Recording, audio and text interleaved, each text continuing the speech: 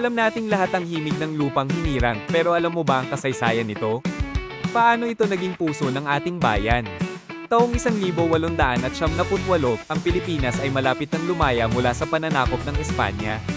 Nais ni General Emilio Aguinaldo na magkaroon ng isang makabayang awitin na magbubuklod sa mga Pilipino. Ika-5 ng Hunyo taong 1878, inatasan si Julian Felipe, isang batang kompositor mula sa Cavite, na lumikha ng himig para sa pambansang awit. Nilikha niya ang Marcha Nacional Filipina na hango sa mga marcha ng Europa. Ika-12 ng Hunyo taong 1878, unang ipinarinig ang awitin sa pagdiriwang ng kalayaan sa Kawit, Cavite. Ngunit wala pang liriko ang awitin hanggang 1899. Isang batang Makata at sundalo na nagngangalang Jose Palma ang sumulat ng Tulang Pilipinas na siyang naging opisyal na liriko ng awit. Unang isinulat sa wikang Espanyol.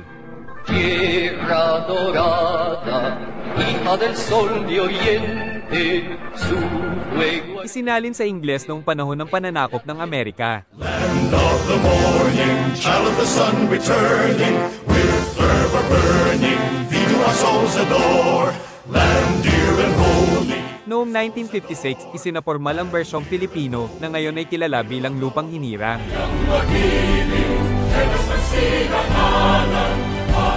Ngayon, ang Lupang Hinirang ay hindi lamang isang awitin. Isa itong makapangyarihang simbolo ng ating kasaysayan, pakikibaka, at pagkakaisa bilang isang bansa. Sa ilalim ng batas, kinakailangang igalang ito, dapat tayong nakatayo ng tuwid, hindi maaaring kantahin ng pabiro o baguhin ang bersyon nito. Alam mo ba, ipinagbabawal sa batas ang pagsasaayos o pagbabago ng tono ng ating pambansang awit. Ilan na sa mga mang-aawit sa Pilipinas ang nasangkot sa kontrobersya dahil sa umano'y paglabag sa Section 37 ng Republic Act 8491 o ang Flag and Heraldic Code of the Philippines.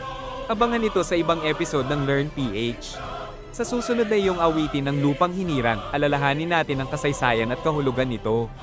Hindi lang ito isang kanta, ito ang tinig ng ating bayan. Mabuhay ang Pilipinas! Nagustuhan mo ba ang video na ito?